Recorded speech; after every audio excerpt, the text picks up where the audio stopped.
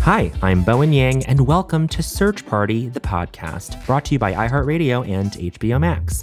Think of this as an audio companion to the dark comedy series that you can't help but binge watch. And the theme of today's podcast is one that is central to Search Party: friendship.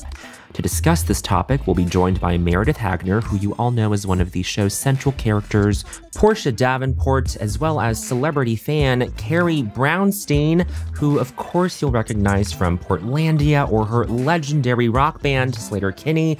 Carrie also directed the season 3 wedding episode of Search Party, A Dangerous Union, which we'll get to later on. But first, let's kick off the interview. Hello. Hi, Bowen. The theme of today's episode is friendship, and I want to start off this conversation by asking you two and myself, how have you been a good friend this month? I will say that I helped a friend find their keys in the park after there was a moment of panic, and we weren't sure where they were, but we found them. How long was the hunt? It was long, 25 minutes long. Wow. Usually, I would say the median time for searching for keys or a phone is 10 minutes. What about you, Meredith? I'm trying to think. I'm like, Carrie, want to take it away? Carrie, do you have a thought, an example? Meredith, what if I just said, I've just been a good listener? Then that's what you were going to say. Yeah, it's true. Literally, because listening does require to not talk about yourself. I don't feel like I have anything as tangible as I help someone find their keys, but I feel like I have talked with multiple friends about their existential crises during this time. And I've done the same. Free emotional labor is the quintessence of friendship, I would say. You're both sort of mirroring back, you're playing back your friends to themselves. That's how I've been a good friend. What about you, Meredith? Well, it is this weird thing where we're all with your friends, everyone's going through their own traumas and joys and all of that within this time. But there is this collective experience that we're all sharing. So it's hey, we're both experiencing some version of the same dystopian hell. So kind of, just having great conversations with people that I love and care about and listening. It's presence, and that's worth something. Yeah. Well, I think it's very appropriate that you're both here, but with Meredith especially, I feel like Portia, out of the core 4 characters of Search Party, is someone who I think values friendship the most, or she thinks in terms of being a good friend, or she wants to be thought of as a good friend. Yeah, I don't know how deep she's just so eager to be told that she's a good person and that she is a good friend, that she sort of will blindly give anyone what they need just so that they kind of validate her. Mm-hmm. But doesn't mean that I don't think she loves her friends. I think it's showing in season 2, episode 1, when Keith's body's there. I feel like it summed up a lot of Portia in that moment when she's apologizing. She's walked in on her friends who've murdered someone, and she's like, I'm sorry, I know I can be dramatic. And so even in that moment, she's still subtextually, love me, don't abandon me. I'm sorry. She's apologizing in that moment. So, but yeah, I think there's so many layers onto how deep their friendships are, and what motivates why Portia connects with people. But yeah, she is motivated by her friends. That's for sure. And I love that you brought up the scene in the first episode of season 2. I feel like that moment is this revelatory flashpoint for all 4 of those people. You have Dory sort of coping with what's happened. You have Drew, who's protecting Dory. You have Elliott, who's proposing this denial that they should just bury him or whatever. Yeah. And that you have Portia, who's just I'm sorry. Yeah. Do you think Portia is a good friend? Yeah, I would say she's a good friend. I think she's not a good friend to herself. Oh. But I would say she's a good friend to other people in the way that she has the capacities to be. Right. I want to ask both of you the same question, which is, I feel like Search Party is a show that is about, among other things, friendship, of course, but not just friendship, the sort of weight tests on friendship, I think. You have these 4 people who are bound together by this crazy circumstance, or they're processing things together, or they're driven apart by other circumstances. How would you describe the ways that these four people support each other as friends? So Portia, Dory, Drew, Elliott.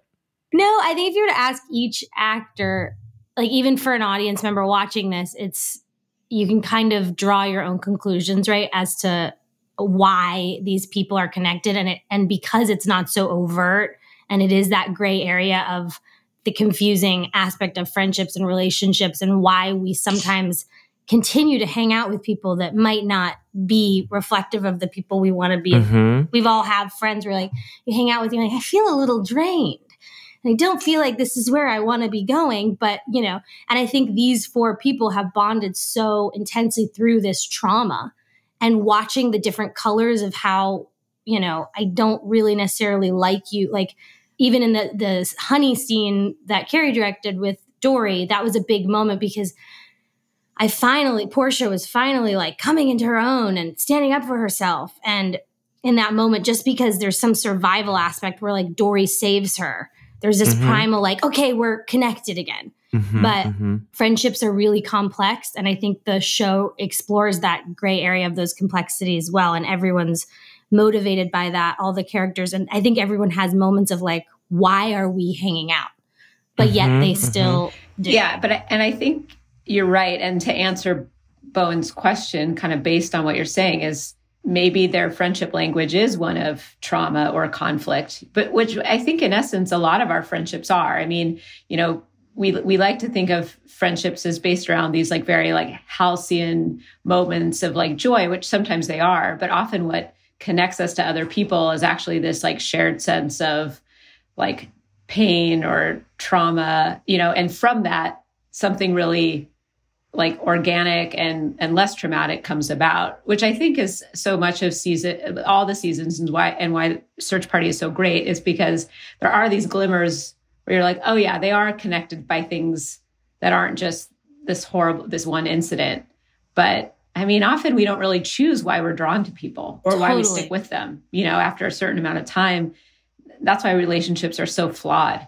Wow. There was a superficial aspect, I think, to their friendship that bonded by this trauma in some way deepened aspect. They're actually in times in major denial, but being slightly more authentic with each other, which I think you're right. The best friendships that you end up having, you're vulnerable and honest.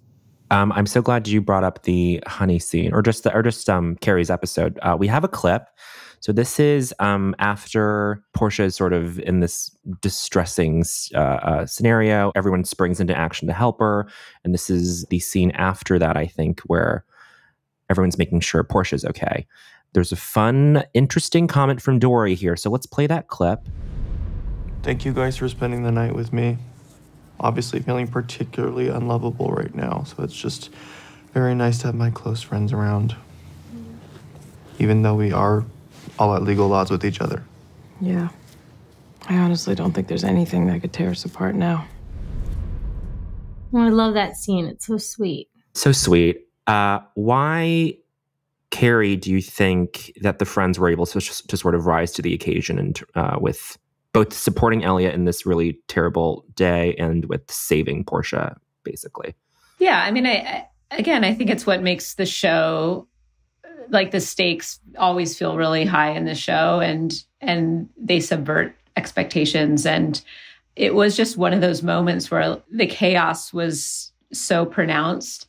And they, again, were sort of, I think they're all kind of at their best when they have meaning, you know, and so much about that, the show is like, how do we as humans find meaning? You know, they happen to sort of find meaning around this murder in the first season, even though the show takes things to extreme because it's criminal. Like they're finding meaning through crime and, you know, transgressions that basically break the law. I mean, it's very relatable to want to coalesce around meaning. And so I think when they have that clarity, this is when they're at their best.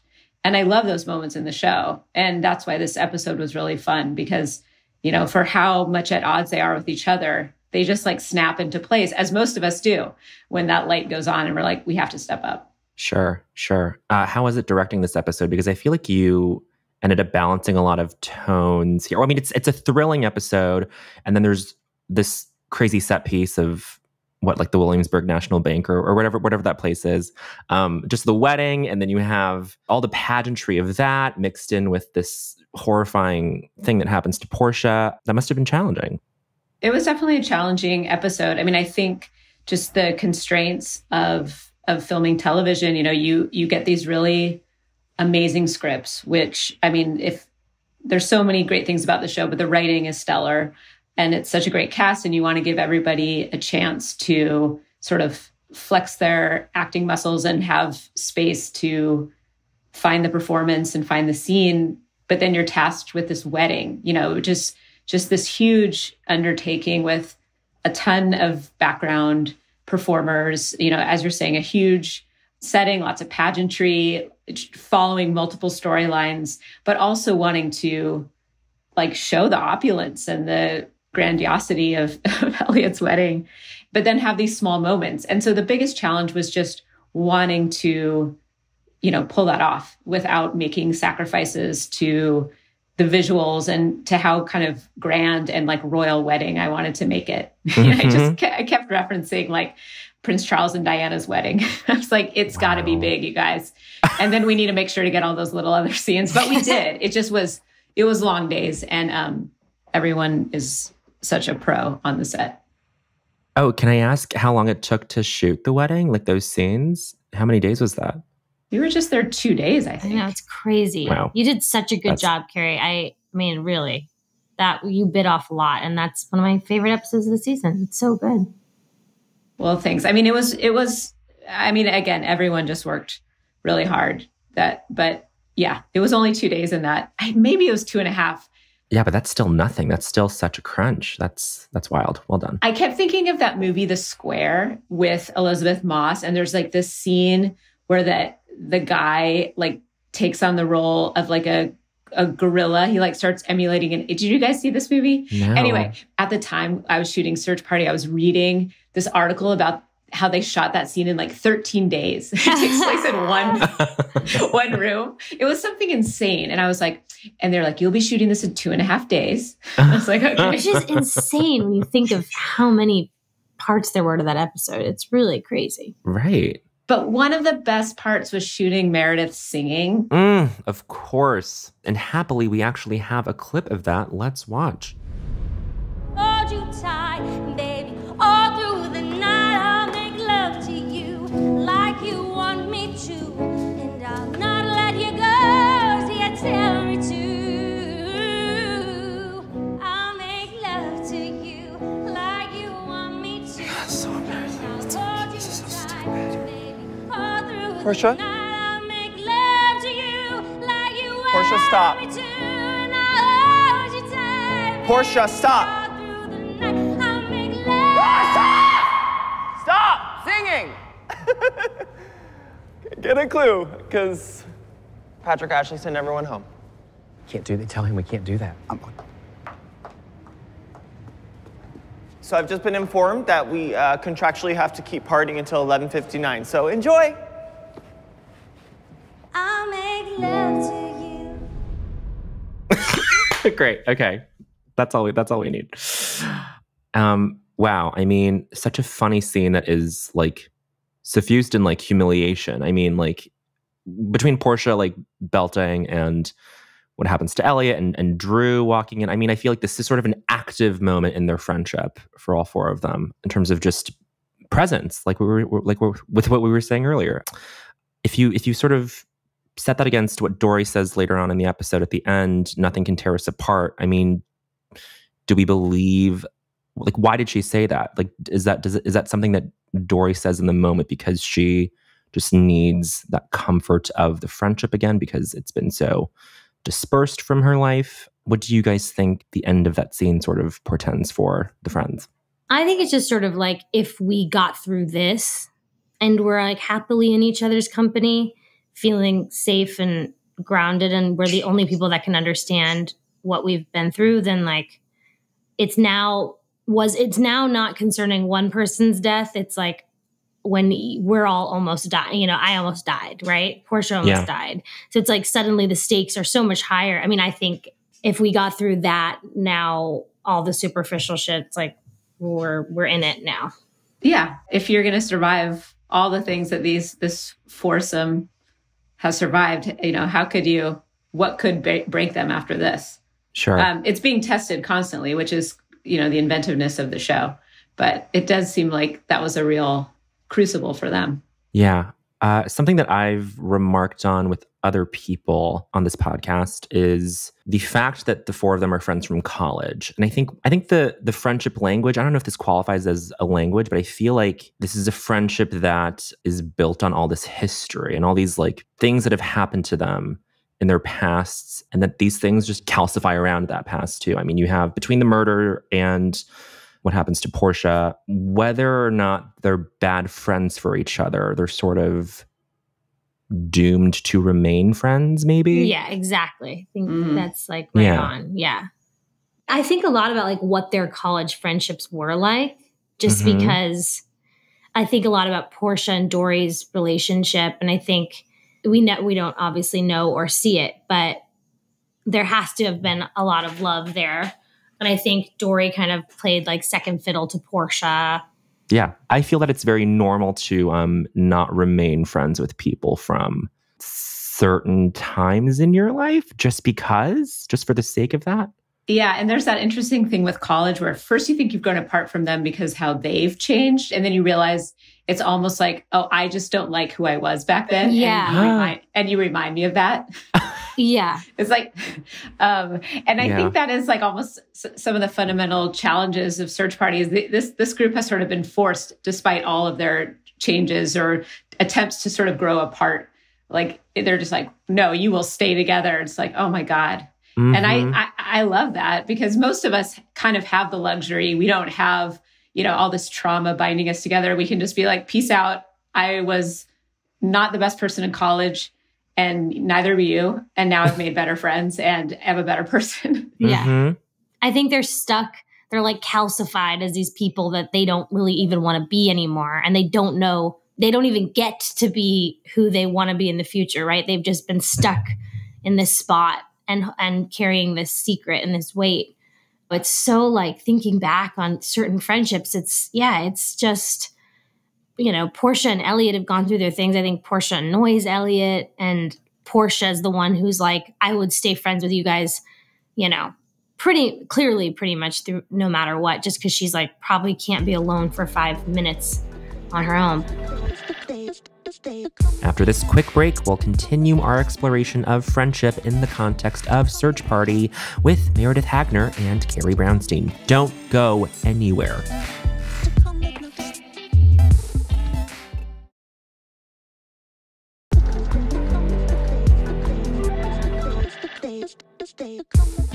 Carrie brought up their attempts to branch out of this group.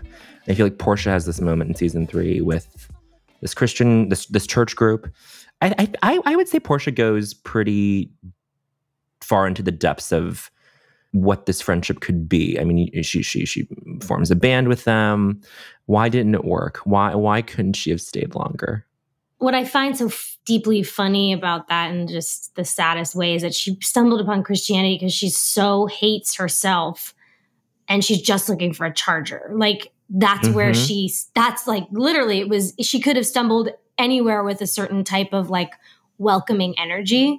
Yeah. And I think it's for her and playing this like moral gray area of like good and bad that's her major motivation in life. And whoever she's closest to with the strongest energy will take her into that orbit.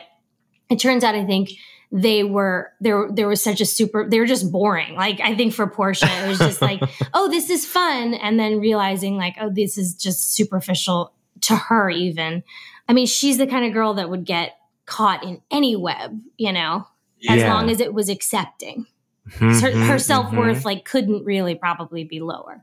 So in terms of friendship, I think she realized like, oh, at least my friends are funny in a way that I... Like the Christian, those actors were so brilliant and hilarious. But I think even to her, they were basic. It's interesting that you say that she would be caught in any web as long as the people were accepting. Do Dory and Drew and Elliott accept her ultimately? I think that's always her question. I think that she just so deeply wants to be told that she's good. And now seasons 3 and 4 were all about her exploring that and what that looks like without having her own strength or autonomy. Sure. So I think she wants them to think she's good, and that's her motivation. But I think that on some level, they all are like, oh, Portia, you know?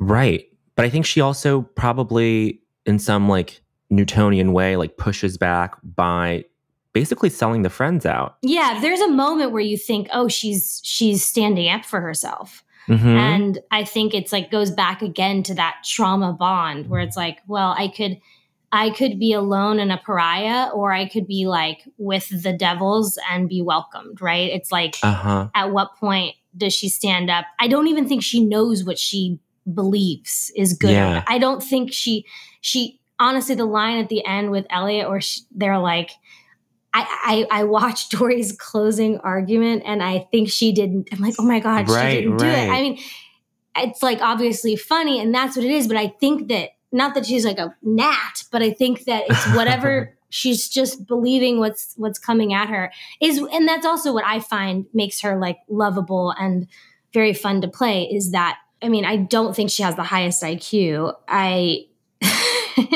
agree that that's why she's lovable, because I think so. All of us would like to think in a certain set of circumstances that we would be able to like turn away from it or make the stronger decision. But often we just want to be liked and we just go along with things like in spite of what we thought leading up to it.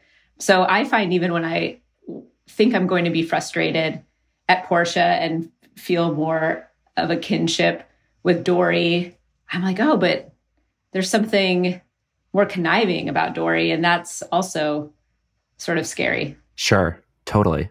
But with Portia, though, I mean, there is that relatability in the way that she doesn't have a sense of self. I mean, when she's sort of doing the dry run of the testimony, she goes, I'm sorry, I'm not used to playing myself. I mean, that's like, there's the irony in that line of just being like, what do you mean playing yourself? Like, I love that. She's an actress, but it's such a good line.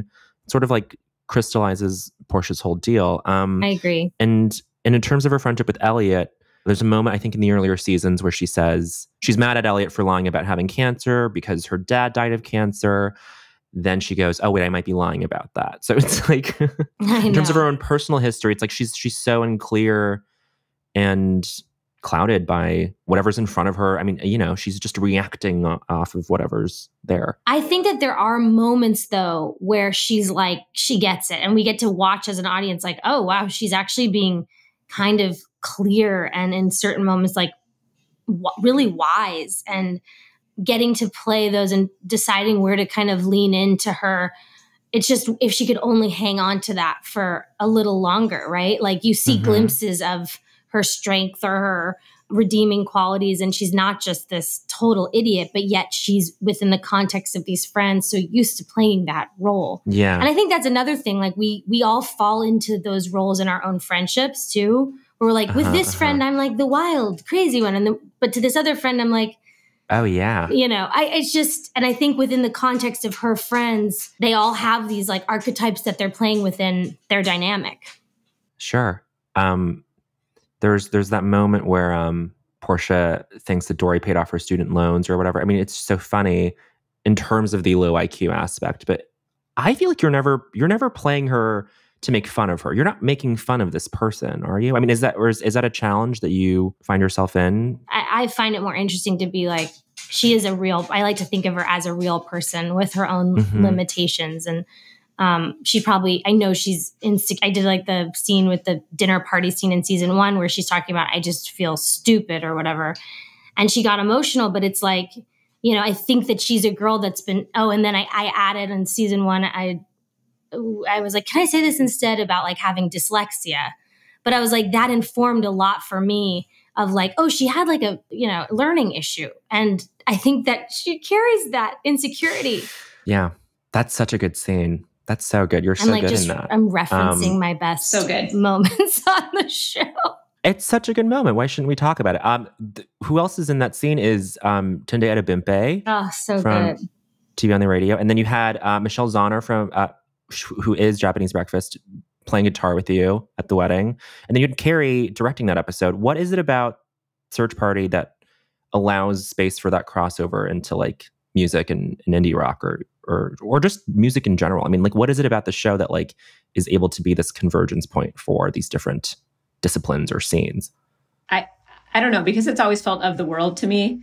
It makes total sense. And it also feels like it's in conversation with a generation and with a community. And so I like when you're trying to connect with people that you actually bring in, you know, like, oh, that's a real person. And even though they're like being inserted into this fictional universe, there's no cognitive dissonance there. I remember asking for Michelle from Japanese Breakfast because I like that band, and, you know, Charles and SV were like, of course, you know, like they're just open to that integration and making things feel very like, yeah, this takes place right now. And they would probably be listening to Japanese Breakfast. Anyway, right. I always love stuff like that. Carrie and Meredith, you two were what I would consider friends before Carrie directed this episode. I would consider us friends, but I don't know if Carrie would. Carrie? I will not go down this path with you. Yes, we're friends because we have a shared experience of thinking that someone else wasn't our friend. Oh, yeah. Remember? No, we're friends. Okay. We are friends. We are friends.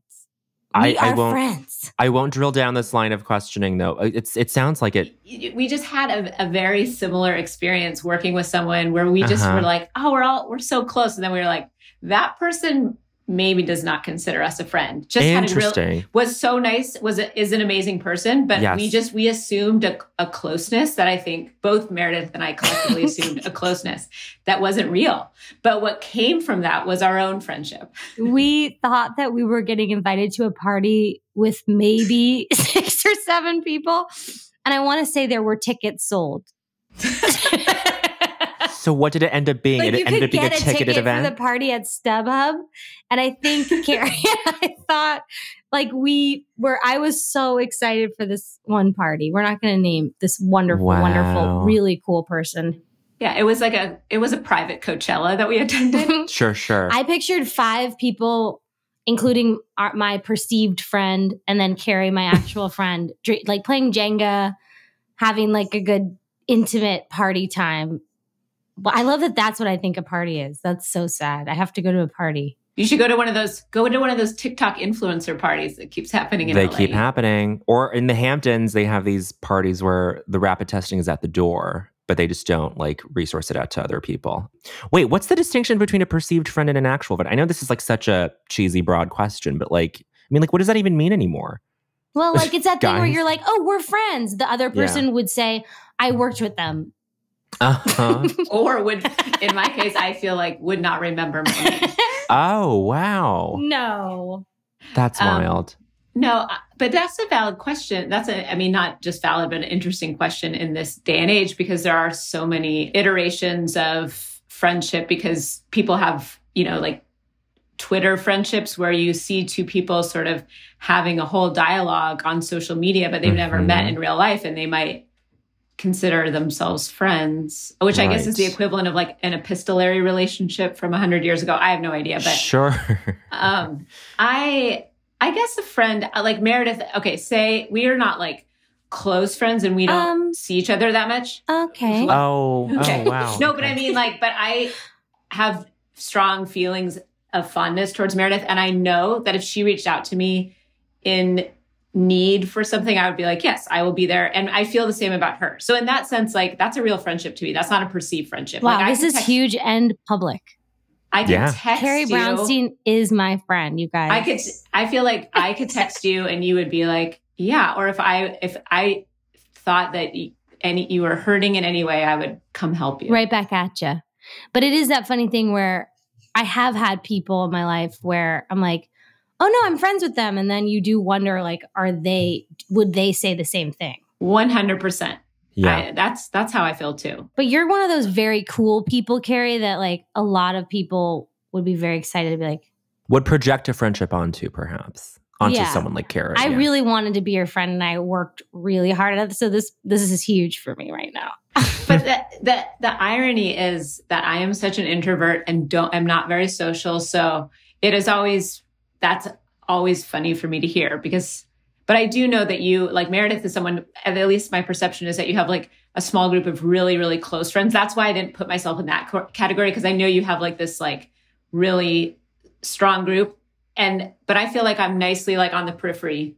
Yeah, I feel the same way. I come on really strong with people that I want to be friends with. My dad even told me, like, I want to say I was probably like in 8th grade, and he, in a very loving way, was like, I think you come on a little strong. And I do feel like I've now carried that sort of. Oh, no, I know. But I'm the person like outside of coffee that's like accosting people for socialization right now. No, that's lovely. I happen to, like, when coffee shops opened up again, and I did miss having coffee made by someone who really knows how to make coffee, I found myself really talkative during those interactions. Because you're cushioned by familiarity or like a degree of it. And then you just sort of like slip down the slope of that. And you're like, oh, I want everything to be normal again. Yes. Maybe. You're so insightful, Bo. And you really I could have this conversation for a long time. I feel like we're really on topic. We are. We're not talking about Search Party, but we are on topic of friendship. That's friendship. And I think you two should move each other out of the periphery, closer to the center. Closer to the center in terms of your Carrie's friendships. like, I'm good. Nah, periphery's good. To be a center friend in my life is exhausting, probably. No. I don't think that's true. Yeah, I don't think that's true either. You're a delight. Thanks. Oh, and this is another element that I just kind of extemporaneously thought of. This episode, it has this Dory Stalker, played by Cole Scola, who in every way like has this parasocial friendship with Dory. Like, you're my best friend. Yeah. You're all these things, and then it just kind of gets distorted into this awful, awful thing. So we're so on topic. We're so on topic. We had to bring it back to the show. Yes, that's true. That is a perfect example of someone. I'm like Carrie's Cole. No. I'm just kidding. No, he is. How good is I love Cole so. I think he's just one of the most brilliant that there is. I know that friendship, that relationship. Oh, just wait till season 4, Bowen. Interesting. Very interesting. Okay. Well, on that note, I want to thank my peripheral friends, Meredith Hagner and Carrie Brownstein. Thank you so much for joining me today. Thanks, Bowen. Bye, Thank you, Carrie. Bowen. Bye, Meredith. I'll see you so soon. Whoa, is it me, or does it seem like all three of us grew closer as friends during the course of that episode? Are you and I friends? You listening? Thanks again so much to Meredith Hagner and Carrie Brownstein for coming by and deep diving into these multifaceted characters. Until next time, I'm Bowen Yang. Join me on this Wednesday, for a new episode in which we'll deep dive into the many themes of Search Party with 2 more special guests. Search Party, the podcast, is a production of HBO Max and iHeartRadio. It's executive produced by Ethan Fixell, produced and written by Jonah Bayer, written and researched by Marissa Brown, and engineered, edited, and mixed by Matt Stillo. If you haven't already subscribed, rated, or reviewed Search Party the podcast, please do so on the iHeartRadio app, HBO Max, Apple Podcasts, or wherever you might get your podcasts. And don't forget to watch Season 4 of Search Party, premiering January 14th only on HBO Max.